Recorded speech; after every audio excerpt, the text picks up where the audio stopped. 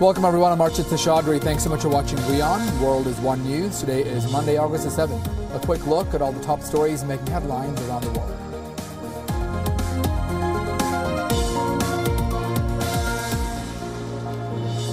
U.S. Secretary of State Rex Tillerson says Russia meddling in the U.S. presidential elections created serious mistrust and says the U.S. will respond to the Russian expulsion of diplomats.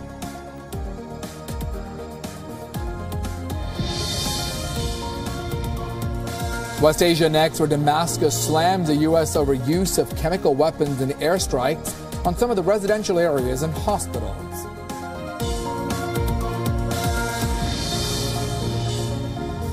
The United States says North Korea must end its missile and nuclear tests for talks to begin. Pyongyang hits back and vows for revenge.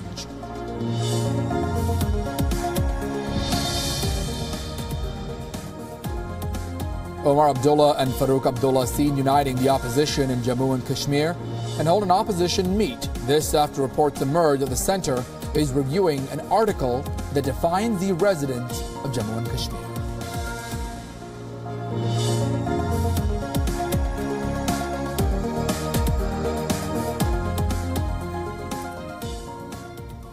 Welcome everyone, those stories shortly, but first, shortly after a small group of men dressed in military fatigue released a video declaring the start of a coup in Venezuela, the ruling Socialist Party's deputy has now said that there has been a terror attack there by a small group of men dressed there. Now this at a military base in Valencia.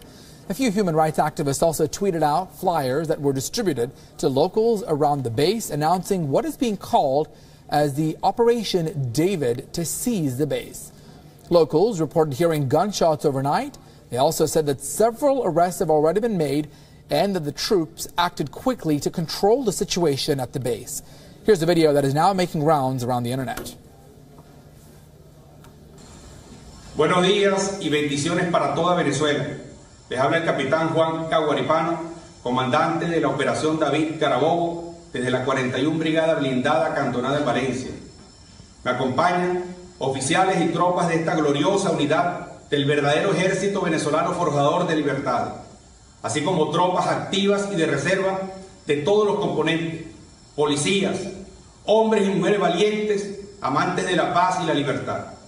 Nos declaramos en legítima rebeldía, unidos hoy más que nunca con el bravo pueblo de Venezuela para desconocer la tiranía asesina de Nicolás Maduro.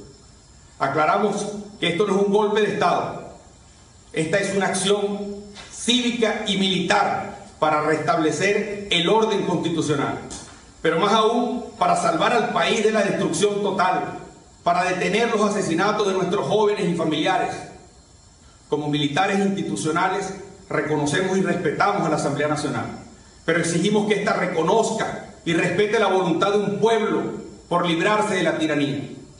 Que honre la memoria heroica de jóvenes como Neomar, Geraldine, Pernalete y otros tantos que con escudos de cartón, pero con corazones de acero, ofrecieron sus vidas para enseñar a un pueblo a derrotar el miedo. Señores de la Asamblea Nacional, ya pasó el tiempo de pactos y acuerdos ocultos entre tiranos y traidores. Necesitamos políticos honestos que pasen por encima de las cúpulas corruptas. Venezuela has seen bloody unrest for the past few months now. The target is the country's socialist leader, Nicolás Maduro. A former police officer, Oscar Perez, also stole a government chopper, fired 15 shots and dropped 4 grenades at the Supreme Court. In fact, more than 100 people have already been killed this year. Nearly 2,000 have been hurt. 500 of those have been detained since the arrest began. Now, just on Sunday, the chief prosecutor was in fact removed from the position after her office was surrounded by soldiers. Delegates to the Constitutional Assembly later swore in a replacement who has now recently been sanctioned by the Trump administration for failing to protect protesters from some of the abuses in the role as the nation's top human rights official. The assembly was seated despite strong criticism from the United States, other countries, as well as the Venezuelan opposition, which in fear that it could be a tool for imposing dictatorship.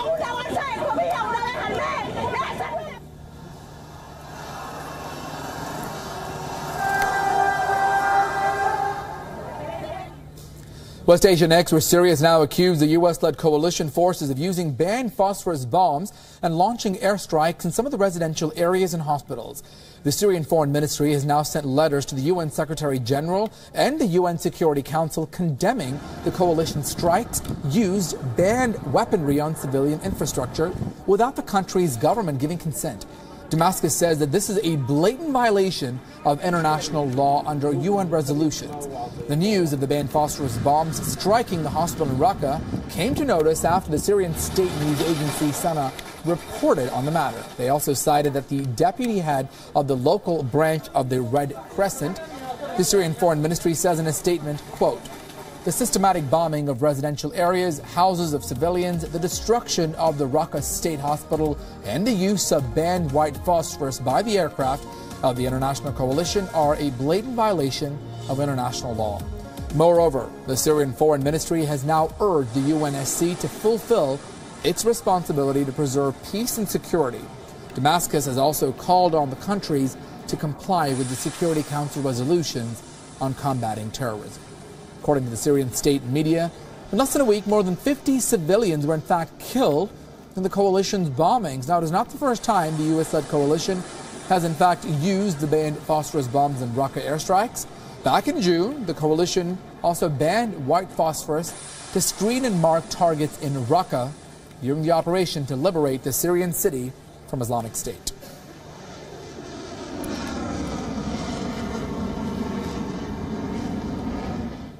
Well, Congress leader Ahmed Patel is now holding a press conference. Let's listen in.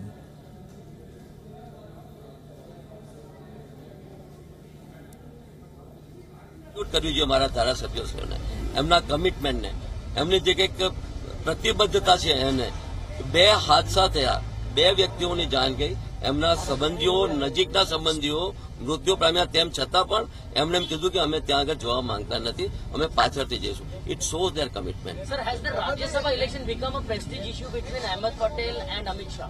That they can answer. I don't know. I am contesting as a Congress candidate. I don't know. अगर personal बनावीने जो ए election लड़वा मांगता होय लागे छे एना परथी तो जे रीते election लड़ाय छे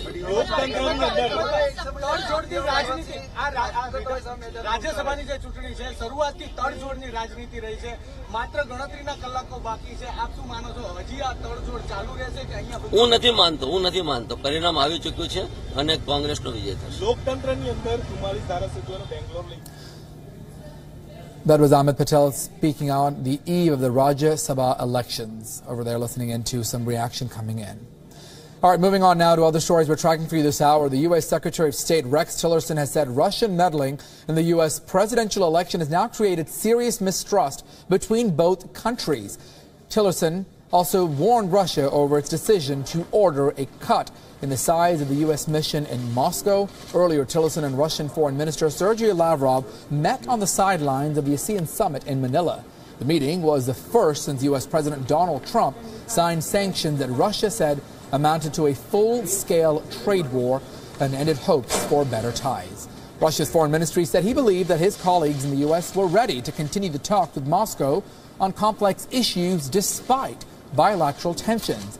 Lavrov described his talks with Tillerson as lengthy and said that they covered a wide range of topics from the nuclear issue on the Korean Peninsula to coordination plans between Russia and the United States to withstand attacks.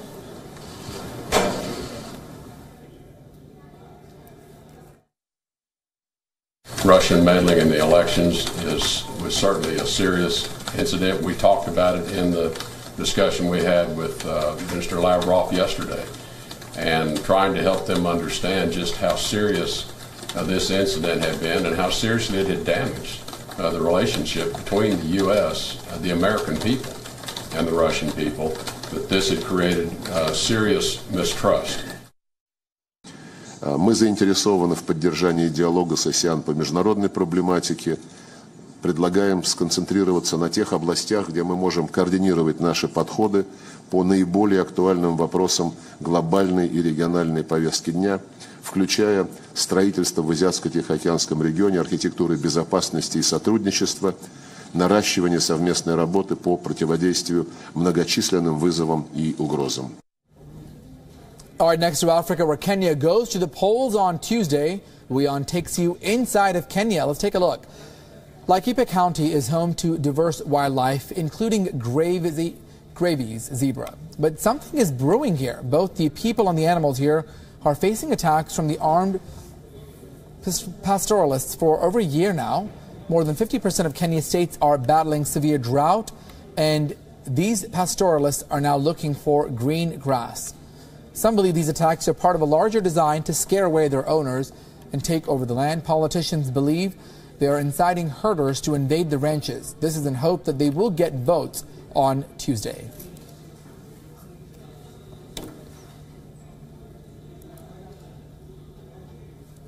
Ni mambo ya siasa tu, kwa sababu hata ukikutana na watu wale hawana silaha, ukiongea na hao wanasema ni wanasiasa tu ndio wameambia ati kuna vile itafika wapate hii mashamba bure, wapate kulisha ng'ombe yao bure. Tilisi ya wasungu iliisha miaka 99. Kama hii ni ndovu sasa imeuawa hapa, kama mwezi mmoja imepita, na walienda na pembe, na pia hapo pia chini tena kuna nyati imeuawa hapo tena, na hiyo walikuwa natumia kama kula nyama. Na kila wakati hata magari kipita kwa barabara wanapiga watu, tukiwa patrol kwa mchana mmoja unakuta hata tunaweza kuwa tunakutana nao mara 2 mara 3. But the security situation has only worsened. The Syria ranch, spanning over 24,000 acres, is now manned by armed patrols. Its head of security also tells us the information, the situation there is grim.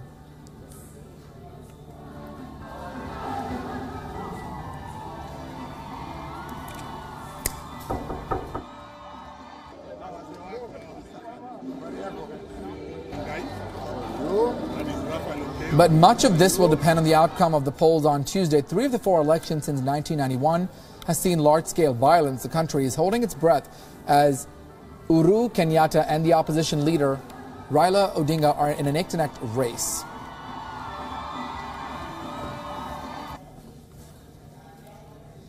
Moving now to tech news, in the high-profile Samsung bribery case, the South Korean prosecutors have now demanded a 12-year jail term for Samsung vice chairman.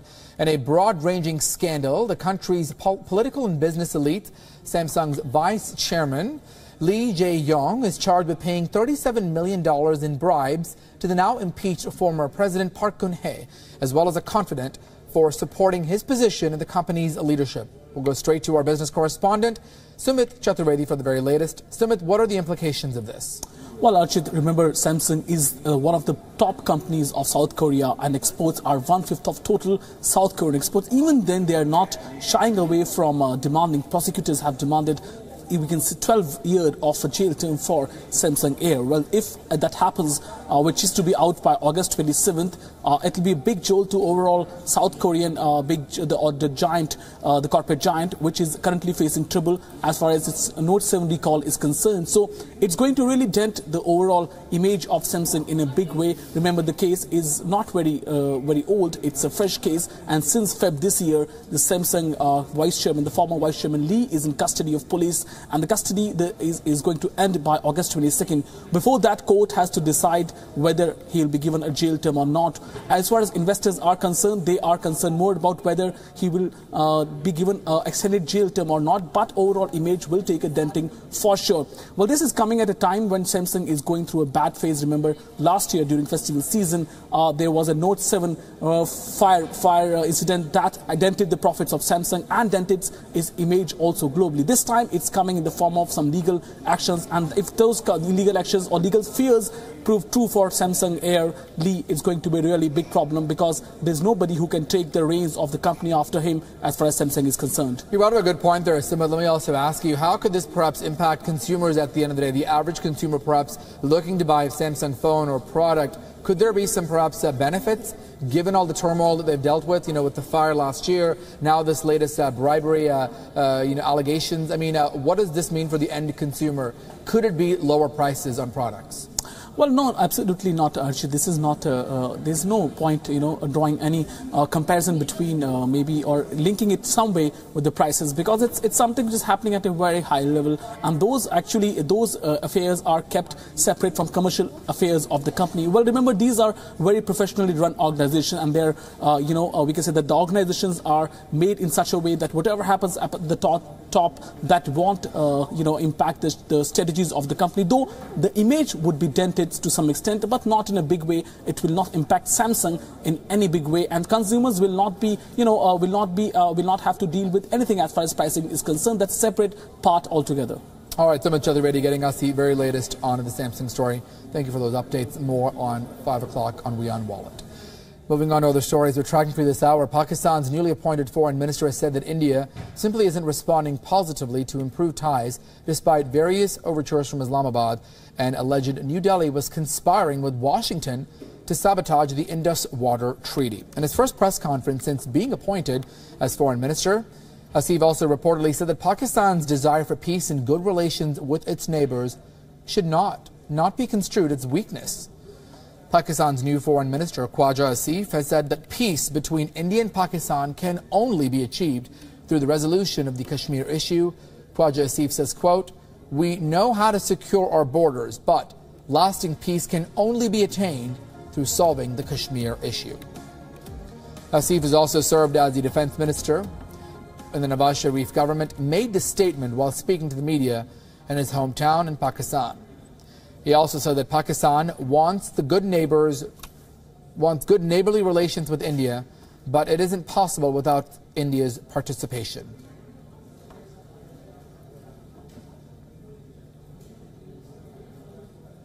Well, the National Conference leader Farooq Abdullah has now warned the central government, saying that if Article 35 is implemented, then there will be a far bigger revolt in Kashmir than the Amarnath Row. He also said that he will launch an awareness campaign in all regions of the state on the issue. Farooq also accused the BJP and the RSS for the autonomous structure of the Jammu and Kashmir issue. He hopes and said that the Jammu and Kashmir's Chief Minister, Mehbooba Mufti, will quit if Article 35A is implemented. Earlier, the former Jammu and Kashmir Chief Minister, Omar Abdullah, accused the BJP of playing with fire on the issue of Article 35A. Remember, the article deals with the definition of the permanent residency for Jammu and Kashmir presently. The state has also the power to define, and that is clearly the reason many Indians there who are living in the state can't buy property.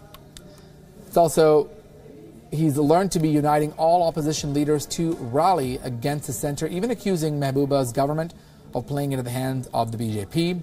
Omar's contention is that if property rights go through legal scrutiny, the very accession of the state of Jammu and Kashmir to India will be questioned. Omar's actions are bound to heat up politically and also flare temperatures in the valley. You all know that the agenda of BJP and RSS is basically to erode the autonomous structure of this state. What is this Article 35A for? Protecting the people of the state, whether from Jammu, Kashmir or Ladakh. I think Chief Minister of the state has made a statement that if 35A is removed, she will quit the chair. I hope she stands by that statement of hers. He's now from Tamil Nadu, where the youth BJP leader Poonam Mahajan has now met with superstar Rajinikanth at his Post Garden home. Mahajan, who is BJP's Yuva Morcha president, tweeted several pictures of her visit to Rajinikanth's home. This is Rajinikanth's possible plunge into politics, now doing rounds for the past few months. He had earlier met with representatives of several organizations, including the Hindu Makkal Kachchi. Rajinikanth, however, has maintained that nothing about politics was discussed in these meetings. No idea what he has expressed. He is the leader of people. He is in people's heart. I feel his place, Honorable Rajinikanthji's place, is in people, Tamil people's heart. And that's the bigger space and bigger place than anything else, and I respect that. Muhammad Hamid Ansari, in his last speech as Vice President of India, has made some interesting comments. Ansari dwelt upon pluralism and secularism, going on to say a state that invokes intolerance, distances himself from extremist and illiberal nationalism. Hamid also said the version of nationalism that places cultural commitments at its core is usually perceived as the most conservative and illiberal form of nationalism, and that it promotes intolerance and arrogant patriotism. The version of nationalism that places cultural commitments at its core is usually perceived as the most conservative and illiberal form of nationalism. It promotes tolerance and arrogant patriotism. Well, more trouble now for the Gandhi family as the Uttar Pradesh government has now asked Rajiv Gandhi's charitable trust to vacate the land in Amethi. Remember, Amethi has been a political bastion for the Gandhi family for decades now. The decision of the administration comes after a prolonged legal battle. The allegation is that Rajiv Gandhi's trust grabbed the land which is registered for the purpose of vocational training. The Union Minister Smriti Irani was the first to raise the issue of this land.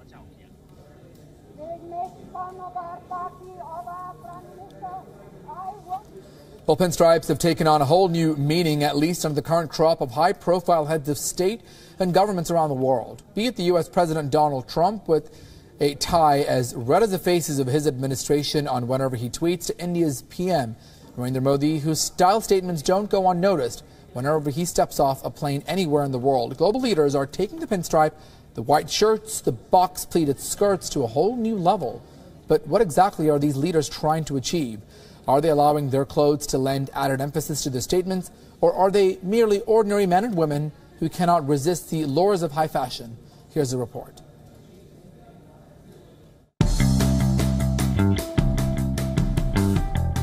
There are very few occasions when the words haute couture, which means high fashion, and politics are used together in the same sentence. But these young leaders are changing the world, one suit at a time.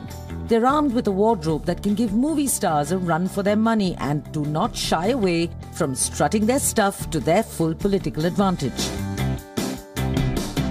It's a paradigm shift from the time when Mahatma Gandhi used his radically different attire as a potential challenge to the elaborately dressed British, a loincloth in England's freezing weather and rubber flip-flops.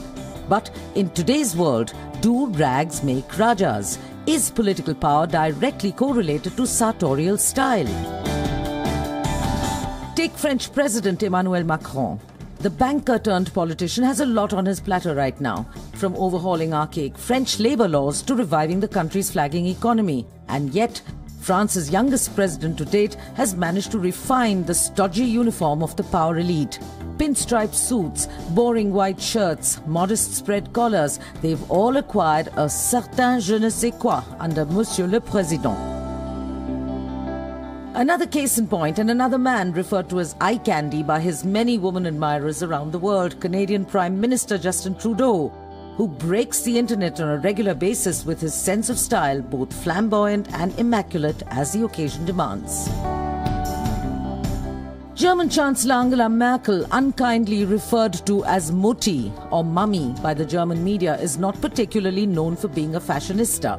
Her wardrobe is notoriously sensible and old world, but with startling experiments that sometimes go wrong. From plunging necklines to frumpy pantsuits, Miss Merkel always makes headlines for the wrong reasons, at least as far as her sartorial style is concerned. Back home, Prime Minister Narendra Modi is also known to indulge in fashion diplomacy from time to time. The famous pinstripe suit, the bandgala jackets, the bright safas or the edgy scarves, Mr. Modi never fails to speak through his clothes. And what about West Bengal Chief Minister Mamata Banerjee? She's a master strategist, perhaps the reason why her deliberately low-key cotton saris and plain Jane flip-flops make an inverted fashion statement and stand out for their sheer, in-your-face pizzazz. Now let's take a look at New Delhi's very own muffler man, its Chief Minister Arvind Kejriwal. His pants look like he's ready for the floods. And his overall attire seems to always take a rain check with the Met Department before he sets out. Kejriwal is controversial, but his dress sense, or rather lack of it, has certainly not gone unnoticed. Whether flip-flops or Ferragamo, suits or saris, today's politicians are dressing it up and dressing it down. all for political effect. Just goes to show that when it comes to outsmarting others, the only way is to suit up. For Neha Jha, WION. Well, that's all the time that we have for this edition of WION, but before we go, stunning drone footage of the highest mountain pass in the Eastern Alps has now emerged. Take a look. Have a great day.